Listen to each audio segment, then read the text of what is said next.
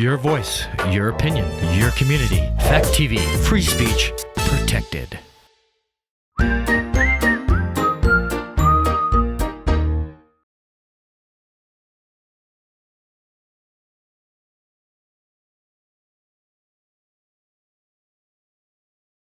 Who could ever believe a virus would shut down the whole world? Why can't Stephen King write a satisfying ending when the buildup is so great? And will I watch the newer version of this miniseries? All that and more on Gory Storytime. Warning. Gory Storytime is a horror movie review show by a son and his dad who thought that letting his 5-year-old watch scary movies was acceptable. If you are offended by horror or talk about blood and gore by a child, or if you don't want horror movies from the 60s through today spoiled, then there is a remote stuck in your couch cushion next to potato chip crumbs. Use it. And of course, parental discretion is advised. Why? You didn't use any. Shut up and start the show.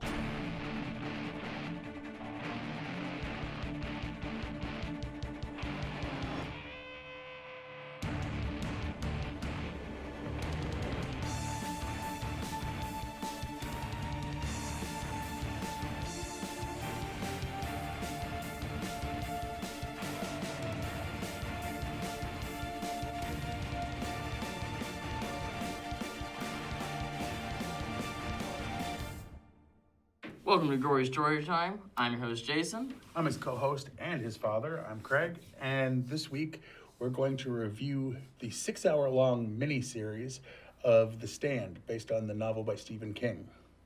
Yes, we are. Yes. But before we get into all that, I want to answer those questions. And you'll just have to go back and match them because I'm just giving the answers. Everybody, if he doesn't know, how would I? And not unless they take it off of CBS All Access, because I'm not getting another streaming service. Yeah, we've got enough of those. So this week we're doing the 1994 miniseries, The Stand. And for those who do pay attention, the last 4 before this were religious in nature, and this one is too. So this is almost like a bonus 5th in that series. Yeah. Because this doesn't have anything to do with the next 4 we plan on doing. It just was something that we're like, hey, we haven't done this yet. Yeah. But it definitely has very religious, not even overtones, like plot. It's just very religious. It's the apocalypse. They never say it's the apocalypse. They never say the character of the devil is the devil, but it is, and it is. I mean, and they show him to be. I mean, anyway, before we get too far, why don't we let the people at home see a trailer for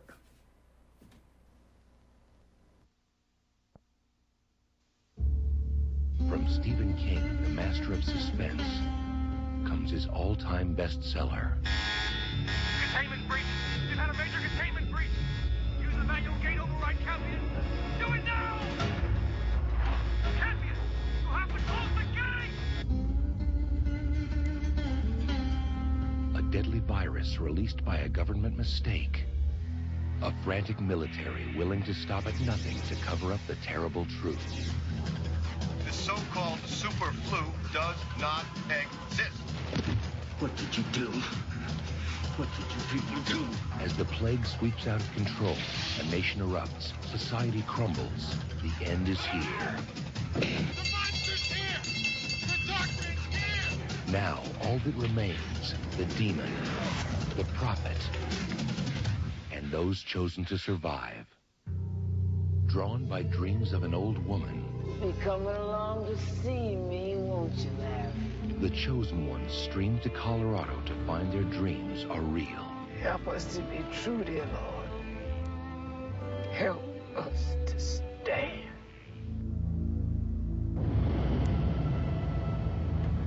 In Las Vegas, an army of darkness assembles, controlled by dreams of their leader, Randall Flagg.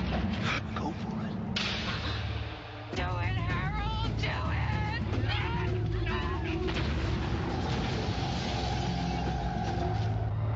It's time to make your stand. The ultimate stand against the forces of evil.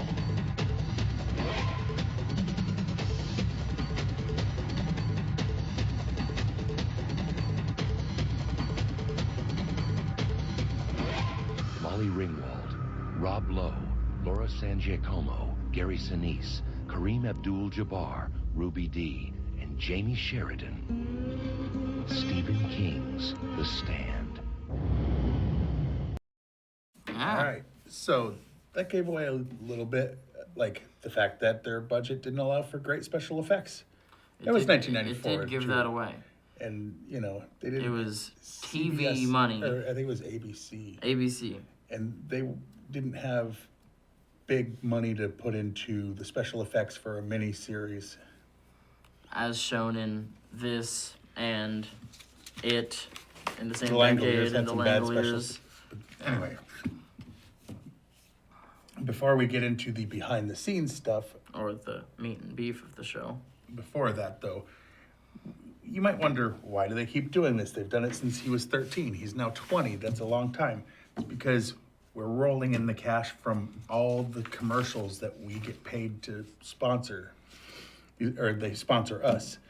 We love all of these real products that actually exist and use them in our day-to-day life. For example, this week, the companies that backed up large truckloads of money to our house were, let's see, Gory Storytime is brought to you by the new documentary, Stephen King's Black Magic. Join us on a trip through the world of magical African Americans in novels and movies of the King of Horror. From Mother Abigail and John Coffey to Speedy Parker and Dick Halloran. See how King uses these characters to perform magical feats and then die to protect the white people that must survive. Bonus Materials is a mini side documentary of King's use of the N-word.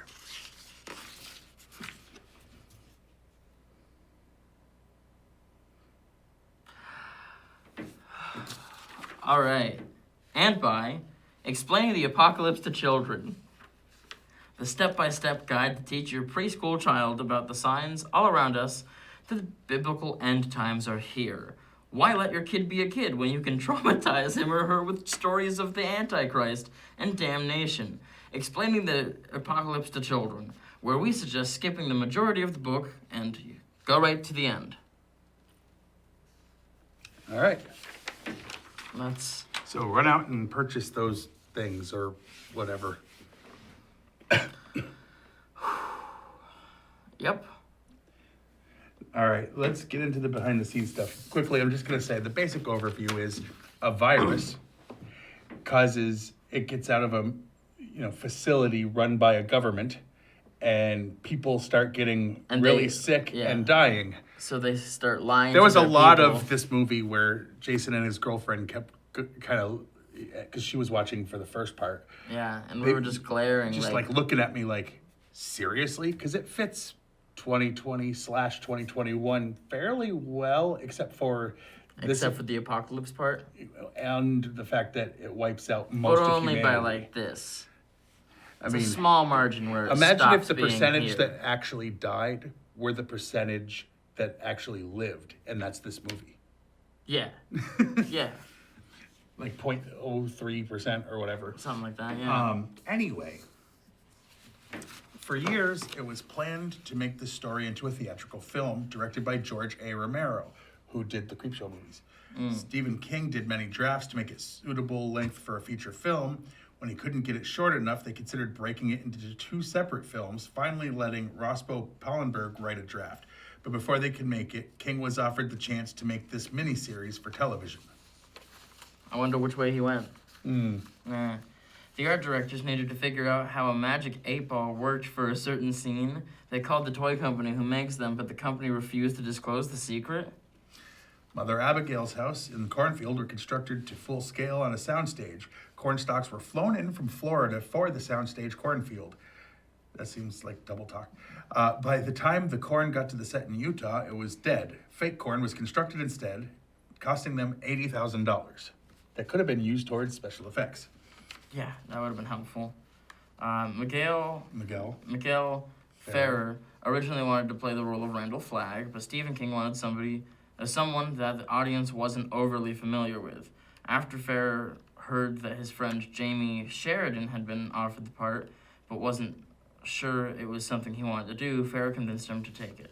Well, that's cool. That's cool, yeah. The shot where the car nearly runs over Nick Andrews' head was shot in reverse, which I said at the time. Yeah. I was like, you know how it got that close? It's real easy. You start and you go backwards. Good thing they didn't accidentally hit the gas and drive. Yeah, that would have killed Rob Lowe. Yes, and then he wouldn't have been on, good shows like Parks and Rec. And yeah, whatever that Chicago one that people like is. Anyway. Rob Lowe plays the deaf-mute character Nick Andrews. In real life, he is deaf in his right ear. I didn't know that. I didn't know that at all. That's cool. Due to the demands of filming out of sequence and having less time to shoot than the story actually takes, it was not possible for the male actors to grow and shave off natural facial hair. In order to make their characters appear to grow beards, each of the actors grew their hair longer and the tips were cut off and attached to their faces with static electricity so the color would look natural.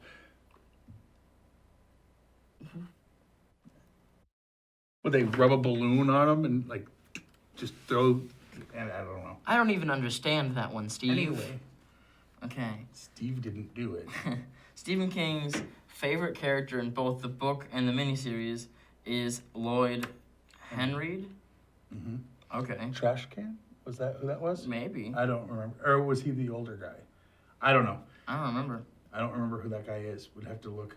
The Boulder-Free Zone was originally filmed in Boulder, Colorado. However, soon before the production was to begin, Colorado passed an amendment to their state constitution that nullified any existing laws protecting the rights of homosexuals. In protest, they moved to Utah. Stephen King's daughter Naomi is a lesbian. This amendment was later overturned in the case of Romer versus Evans. I can see why he wouldn't want to film in a place that would discriminate against his daughter. Yeah, that's kind of messed up. No matter what your thoughts on the thing is, you got to support your kid. Yeah. Actors initially considered for the part of Randall Flagg: Christopher Walken, William Dafoe, Jeff Goldblum, and James Woods. Ultimately, it was decided to give the role to a lesser-known face. Captain Trips was a nickname for the Grateful Dead guitarist Jerry Garcia. And I think that was you also brought that up while we were watching it. I did. The shot with Randall Flagg's hand bending backward was done by using makeup on the palm of Jamie Sheridan's left hand to make it look like the back of his right hand. Interesting, because I thought it was digitally done well. And it looked better than... It looked disgusting. It looked creepy. Randall Flagg says, "Pleased to meet you, Lloyd. Hope you guessed my name." To which a confused and starving Lloyd responds, "Huh?" Randall Flagg responds with just a little classical reference.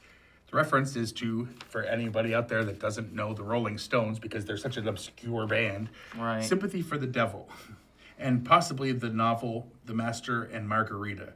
I doubt that. I guarantee it was a reference to the Rolling Stones. It's the Rolling Stones. Stephen King likes to quote lyrics at the beginning of most of his books, and sometimes sections of his books. He loves bands. Think about the Ramones. Mm-hmm. The ABC network originally wanted Rob Lowe to play Larry Underwood, but obviously he didn't. Flagg mentions putting Russ Dorr in charge of the scouting mission. This is the name of a friend of Stephen King's in Maine. King thanks him in the beginning of the novel Pet Sematary.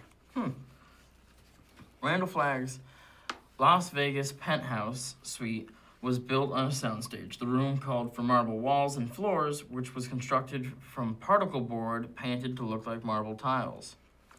The poem General Starsky refers to includes the lines, "And what rough beast, its hour come round at last, slouches toward Bethlehem to be born, is the second coming by William Butler Yeats." The role of Judge Richard Ferris was originally to have been played by Moses Gunn, who was forced to back out due to health reasons, and Ozzie Davis was brought instead. For Mother Abigail's farm set, a full-size tree and tons of dirt, grass, and sod were brought in. The sky was painted on a backdrop that surrounded the entire stage. Huh. I remember. And as far as its ratings, the people on IMDb, on Rotten Tomatoes, not IMDb, have it at 66% positive review. Yep, and the critics have it at 70%. We'll Yeah. get into that. Is there anything else you want to talk about with it before we get into our favorite and least favorite scenes? Is there anything else you want to mention? I mean, I'd say if you can find a way to watch it, certainly find a way to watch it. But realize there is a version that was just released recently, I think last year at the end of the year or something. Last year, on CBS All Access that has Whoopi Goldberg as Mother Abigail. And it's that's a not the totally one. different one. We haven't seen that. I don't know if I can recommend it or not because I haven't seen it. Yeah.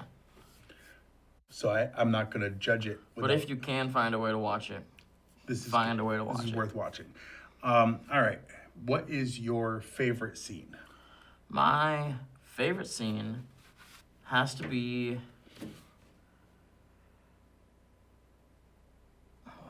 You go first. I forget what I had said it was. Okay. Well, my favorite scene had to be personally when the buildup of I can't remember the actor's name, or the character's name, but the guy that is the voice of Patrick Star on SpongeBob. Oh, yeah.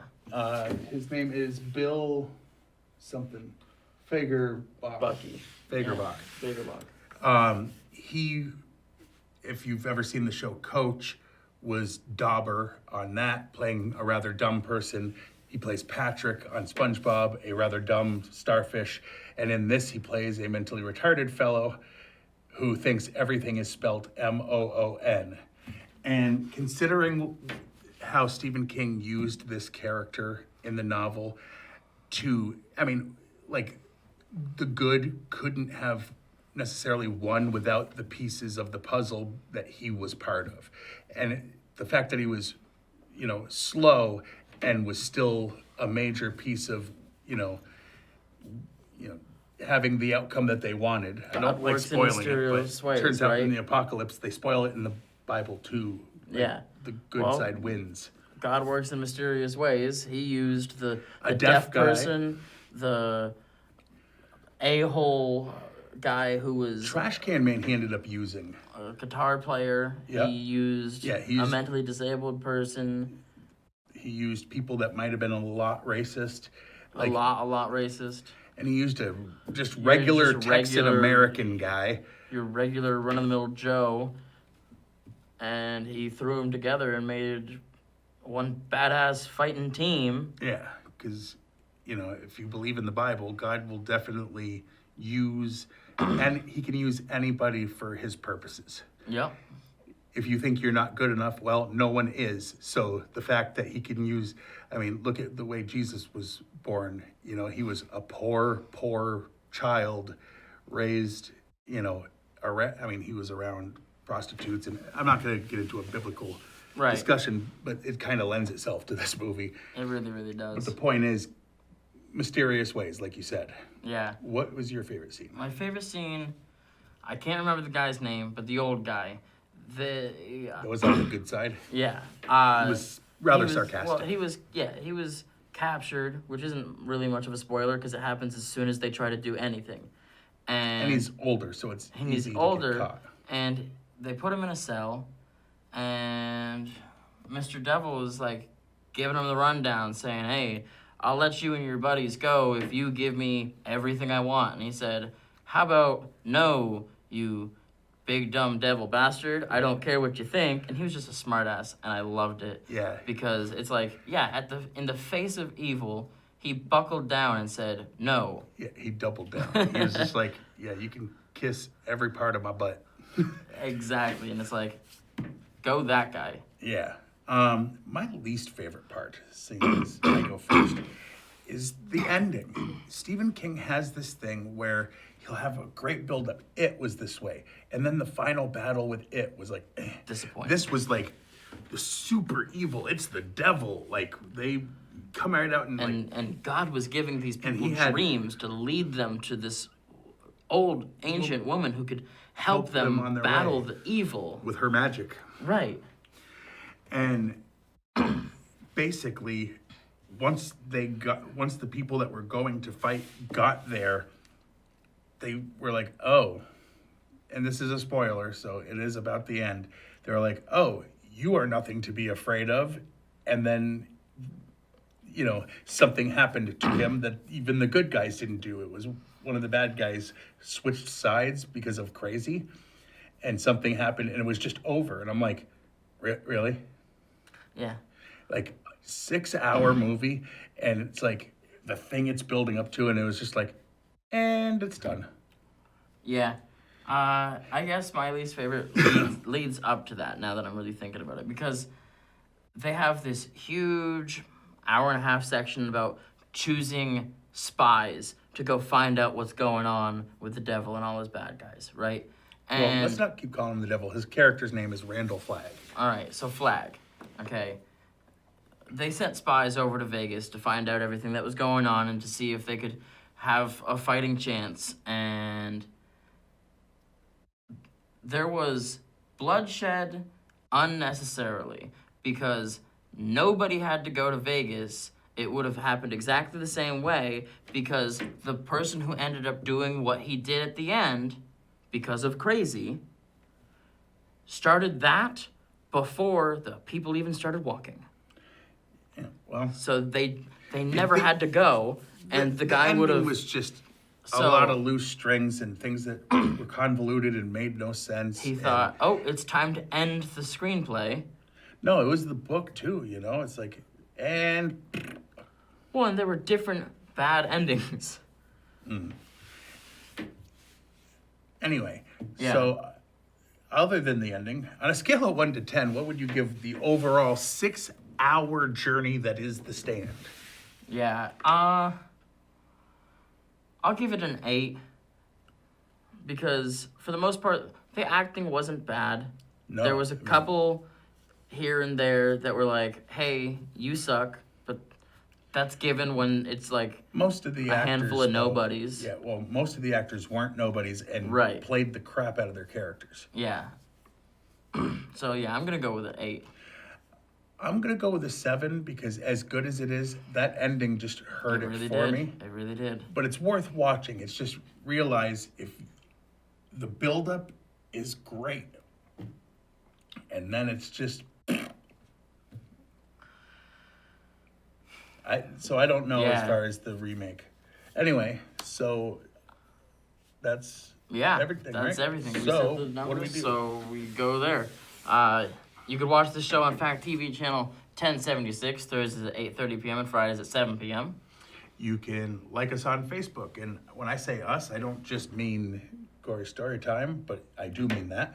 But also Fact TV, and they stream these live usually. So If hi, you're watching, hey. If you're not, also hey, because if you're seeing this, you're watching it somehow. yeah. And if you're not watching this, hey. And if you heard that and aren't watching this, please email us how that works. Yes, please. Highly interested. Yes. You could go to factdate.com and watch a bunch of the back episodes of this, Many other shows, many other shows, town meetings, sports games. everything. You can watch all local those- sports ball. Local sports ball. They don't have that because we need masks and to stay away from each other. They But do. oh, do they? Yeah. Oh, There was a teacher from the high school that was here a couple weeks ago talking Wow. about. Oh, I know all about it. they're being seen in public? Well, he had a mask on. Oh, all right. Let's be Goodness. fair. But anyway, Um, that's not about us. And that's- this is about us. This is about us. So you could Follow us on the Twitter. I am at Craig Jakes, all lowercase, all one word. I'm at Jiggly Firm Brain. I'm just gonna get it changed because I don't use that one. I don't remember the login. So it's at Jiggly Firm Brain, JIGGLYFIRMBRAIN. I post random nonsense that this guy says. It's just really funny. Messed up or funny things that come out of my mouth in regular conversation. And he's like, okay, people should read this. All me, you, and her that follow me. Yeah, well. So that's it, right? Yeah. So what do we do? We sign off and say see you until next week. So I'm your host, Jason. I'm his co-host and father, Craig. And sweet dreams.